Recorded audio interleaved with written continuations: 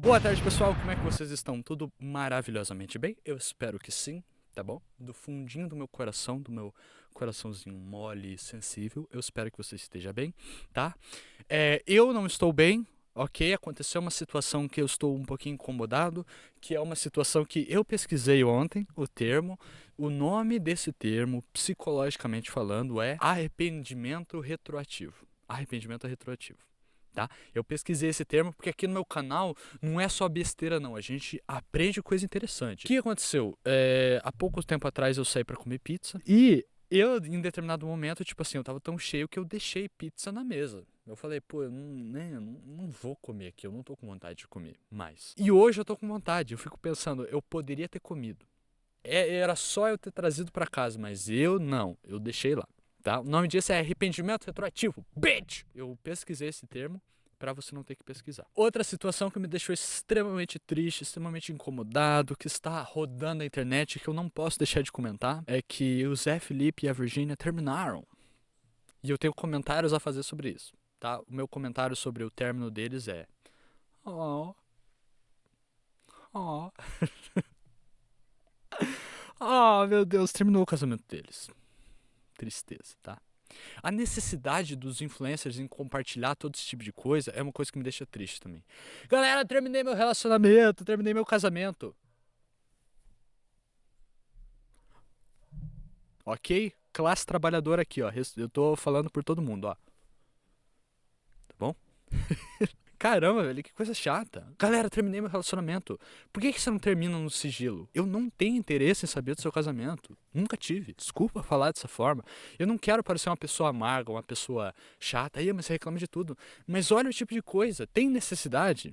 Tem necessidade? Peço que todo mundo pegue uma cadeira, espero que você esteja confortável. Se você estiver de pé, pega uma cadeira e vai sentar. Pega uma cadeira e senta. Porque eu fico incomodado quando eu tô sentado falando com alguém que tá de pé. Tá bom? Então pega uma cadeira e senta. Desculpe também se eu tiver meio catarrento. Ai, toda hora você tá. Mas é que tá muito frio, cara. Dá pra ver que tá frio porque eu tô de blusa, touca e estou no sol. E ainda tá frio. O tema que eu tenho pra falar hoje, ele é tipo assim, um comboio de vários assuntos: fama, criatividade, artista, música, enfim, aquela junção, aquela gororoba que vai ficar uma delícia. Presta atenção. Anote que eu tô anotando. Tava conversando com uma amiga minha e ela acompanha aqui o canal também. Né? E a gente estava discutindo ali alguns temas a respeito sobre música. Em um determinado momento a gente entrou numa conversa a respeito de como que a fama e essa necessidade de você estar sempre mantendo o mesmo nível de trabalho, principalmente assim no ambiente musical, é uma coisa extremamente nociva pro artista. Tipo assim, pro criador em geral, mas eu digo assim mais no artista musical, como essa necessidade de você estar sempre criando e estar entregando coisas novas é uma coisa que adoece demais o artista e que acaba muitas vezes culminando em ele desenvolver algum vício para conseguir lidar com essa situação, sabe? E é um assunto muito doido porque é uma coisa que eu, pelo menos, eu acompanho muito, com mais frequência do que eu gostaria de acompanhar. Eu sou uma pessoa assim que, tipo, eu sempre gostei muito de música, né, desde criança, e tipo assim, o meu interesse musical é, tipo assim, eu gosto de tudo, né? Todo gênero musical é legal. Todo gênero musical é legal, ok? Exceto, exceto aquele sertanejo universitário mais novo, que é muito chato. É tudo igual, vamos ser sinceros, é tudo igual. Ah, cerveja, meu chifre é maior que o seu. Desculpa, mas é assim que eu vejo. Peço perdão se eu magoei alguém, mas é assim que eu vejo. Por mais que eu goste de todos os gêneros musicais, assim, eu fui uma criança que cresci numa base musical mais voltada pro rock. E o rock é um gênero musical que eu consigo ver esse tipo de coisa, essa questão do artista ter que lidar com a questão criativa dele, mais a questão do vício que ele adquiriu, consigo ver acontecendo ao vivo. E é lógico que eu não vou falar assim, é porque essa questão de você querer manter a sua criatividade, essa questão de você querer manter a sua relevância, você não conseguir lidar com as suas questões criativas, é o que influenciou você a usar coisas ilícitas, tá? Obviamente não é só isso, tá? Existe um termo, que eu já vou entrar nesse termo, que se chama bad fish, né? Em português é má influência, talvez. Eu não sei se é bem essa tradução, se for literal. Obviamente o vício ele acontece também por outras coisas, né? Tipo você ter companhias ali que acabam indiciando você a usar e coisas assim. Mas a questão criativa também é uma coisa que influencia um artista a desenvolver vícios, né? E é uma coisa que eu acho que todo mundo concorda, assim. Tem uma banda, eu vou entrar no assunto dessa banda, tá? Ai, mas você vai falar de banda de novo que você gosta? Exatamente. E aí? Posso entrar no assunto de banda? Posso, estou pedindo sua permissão. Posso estar entrando no assunto? Se a resposta for sim, obrigado. Se a resposta for não, fuck you! Tem uma banda que eu gosto bastante, que ela se chama Sublime, né? Aliás, eu recomendo você escutar. Provavelmente já deve ter escutado, porque não é uma banda desconhecida, tá? Eles têm aquela música que é assim: I don't practice Santeria, I ain't got no crystal ball. E o que? I had $1 million. Enfim. Bom, e eles eram uma banda, assim, localmente falando, na época, ali na década de 90, bem famosa, né? A banda underground famosa ali pra região. E o vocalista, ele era um cara, assim, que tinha desenvolvido com o tempo, ali no decorrer dos anos da banda, o vício, né, em substâncias ilícitas, tá? Não vou falar o nome do que é, porque você já deve saber. E eu acompanhei alguns documentários, alguns vídeos ali, em que eles mencionaram que o fato dele se sentir muito pressionado, às vezes, para criar melodia e música, assim, fez com que o vício dele piorasse muito. E o problema, e a coisa triste, é uma coisa triste, tá? Eu não tô sendo irônico aqui, porque eu realmente acho muito triste a história dessa banda. Eles gravaram um álbum, e é justamente esse álbum que dessa música Santeria e tudo mais, que é o álbum mais famoso deles. Eles gravaram o álbum, aí o vocalista, infelizmente, devido a esse vício, ele acabou morrendo. E o álbum, ele foi lançado, tipo assim, 2 meses depois, se não me engano, que ele morreu. E o álbum meio que ele estourou no mundo inteiro. Tipo assim, foi um álbum extremamente famoso, porque é um álbum muito bom. Tem músicas ótimas, né? E o álbum estourou no mundo inteiro. Só que o vocalista tinha morrido, daí a banda decidiu, tipo, lançar o álbum e encerrar.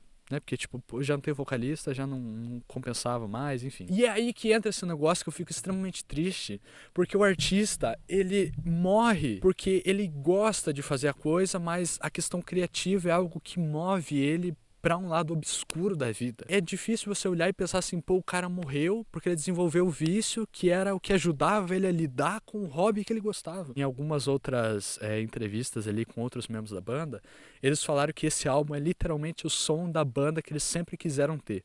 E é uma coisa que me deixa triste, porque eu penso assim, ele finalmente chegou aonde ele queria chegar. O nível musical, o nível criativo que ele queria, mas ele não teve a oportunidade de cantar nenhuma dessas músicas ao vivo. E é uma coisa muito triste. É extremamente triste. Como que pode algo que você gosta tanto te levar para um caminho tão miserável? Aproveitando que eu tô falando deles, tem uma outra música que eu, tipo assim, não prestava muita atenção, mas depois eu fiquei extremamente viciado, que é de um outro álbum, que o nome da música é Bad Fish. Muito boa essa música, aliás, é a minha favorita deles, ok? A música, ela é tipo assim: When you grab a hold of me, pa, pa, pa, pa, tell me that I'll never be set free. E depois eu fui descobrir, tipo, tem um canal aqui no YouTube muito interessante, que ele é um canal que ele faz, tipo, análise do que significa as músicas. Ele pega a letra da música e coisa assim, ele faz uma interpretação. E o cara, no final da interpretação, ele chegou à conclusão de que essa música, ela fala sobre o vício que ele tava, tipo, sofrendo na época. Tipo, nas entrelinhas.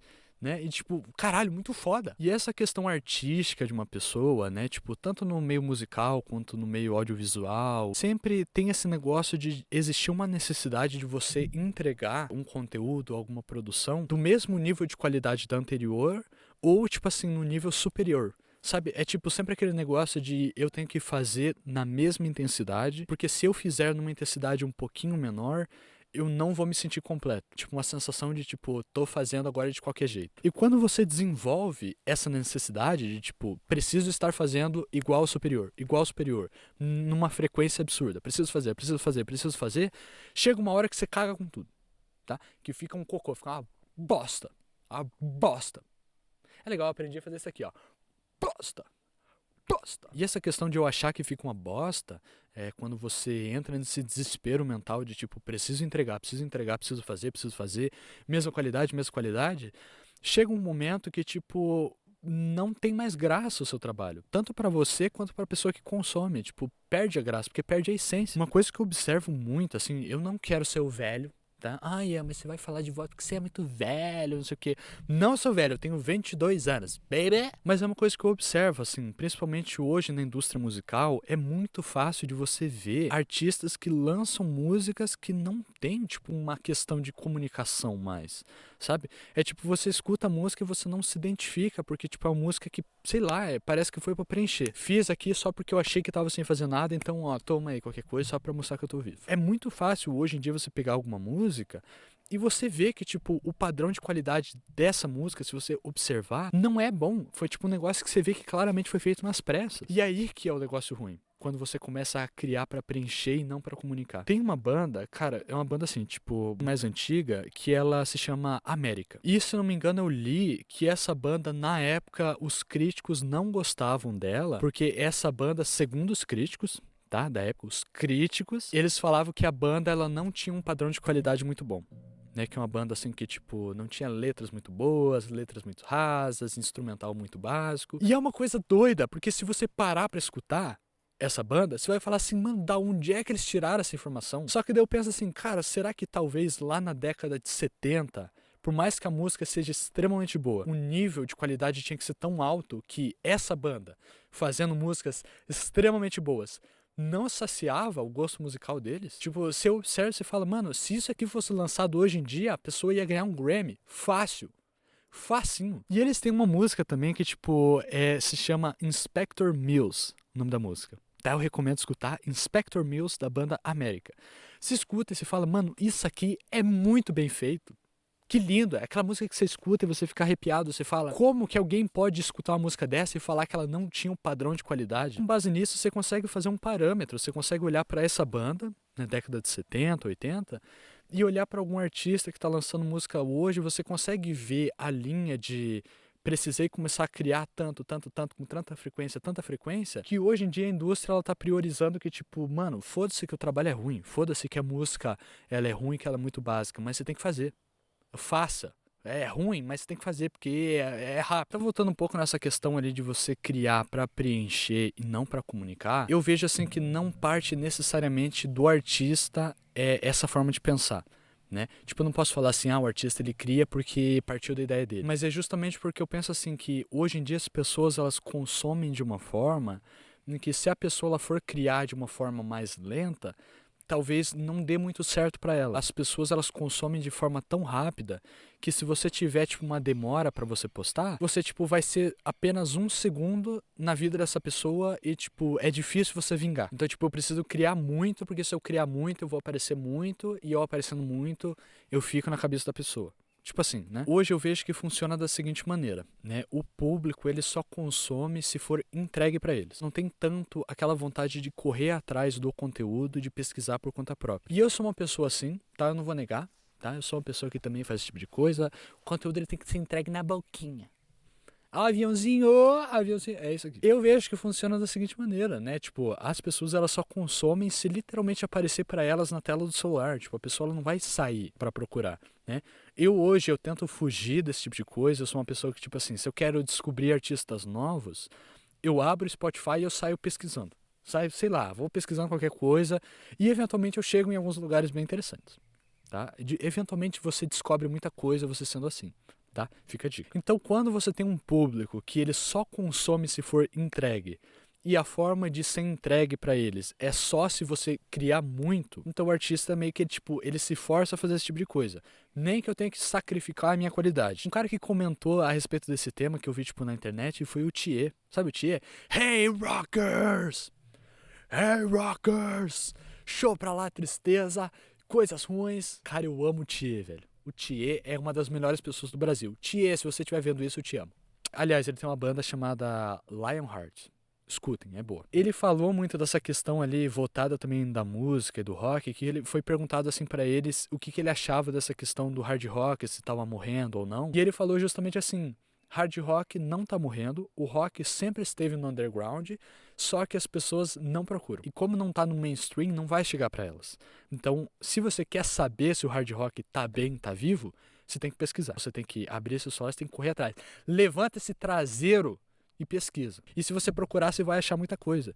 Então, o público hoje em dia, em comparação com públicos mais antigos, ele tem esse tipo de comportamento, né? O que influencia 100% na qualidade do conteúdo de um artista. Tem um termo que eu gosto bastante de utilizar quando eu falo desse tipo de coisa, é que o artista ele é garçom da audiência, né? O artista ele tem que servir, ele é garçom. Falando em garçom, deixa eu entrar aqui num assunto não tem nada a ver, absolutamente nada a ver com o que eu tô falando, mas é um assunto que eu tenho que falar. Você que não sabe, eu tive uma breve participação profissional na minha vida como garçom. E eu posso dizer 100% que essa é a pior profissão do mundo. Pelo menos pra mim, que era tímido. Cara, você tem que atender mesa sendo tímido, é um negócio quase como se alguém tivesse, sei lá, com a arma na sua cabeça falando assim, vai lá. Ai, eu vou. Mano, é terrível quando chega aquela família de 6 pessoas, que o pai é um engraçadão. Ah, o pai é um engraçadão, quer brincar com o garçom, né, seu otário? Aí você tem que atender, mano, é um negócio, é absurdo. E aliás, né, entrando também já nesse assunto de garçom, já que eu tô falando aí, no meu último dia de trabalho, antes de eu pedir pra sair, eu derrubei água na mesa. Eu fui com a bandeja assim, fui virar ali, plum, virou tudo, molhou mesmo, molhou o celular, foi foda. O bom é que quando eu trabalhei como garçom, eu fiquei bem amigo do tiozinho que limpava os talheres. E ele era um tiozinho assim bem legal. Então, tipo, ele ficava reclamando o dia dele pra mim e eu ficava tipo, pô, mano, eu entendo. Aliás, também entrando nessa questão ali de tiozinho que lavava os talheres e os pratos, eu tenho uma reclamação a fazer. Uma reclamação a fazer às famílias brasileiras. A todas as famílias do mundo. Eu sou extremamente contra seres humanos menores de 14 anos de lavarem a louça, tá bom? Falas duras da minha parte, mas isso é verdade. Eu sou contra pessoas menores de 14 anos lavarem a louça. Sabe por quê? Sabe por quê? Porque pessoas com menos de 14 anos não sabem o padrão de limpeza que tem que ter um talher. Se vai pegar o talher tá meio gorduroso. Ah, mas eu lavei, mas não lavou direito, porque não tem o padrão de qualidade.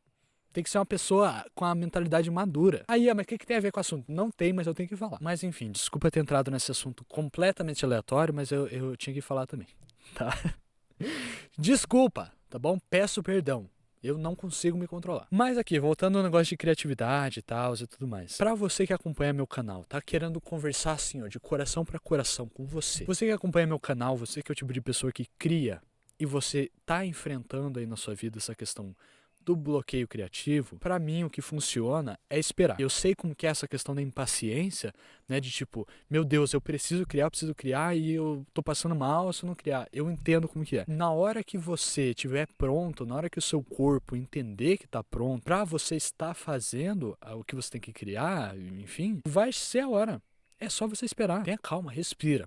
Tá? Não fique doente. Não transforme o seu hobby num sofrimento. Infelizmente, a gente não pode mudar como que a indústria funciona hoje em dia. Tá? A indústria ela quer que todo mundo consuma de forma rápida e crie de forma rápida. Infelizmente, a gente não pode mais mudar isso. Não tem mais o que fazer. É irreversível. Mas a gente também não pode sacrificar a nossa saúde mental por causa disso. Se você é o tipo de criador de conteúdo, você é um fotógrafo, você é um músico, e você sente que tipo você tá ficando para trás porque a indústria ela é muito rápida, foda-se. Faça do jeito que você quer fazer no seu tempo, que é o ideal. O bloqueio criativo ele vai sair na hora que ele tiver que sair, tá? Tenha calma.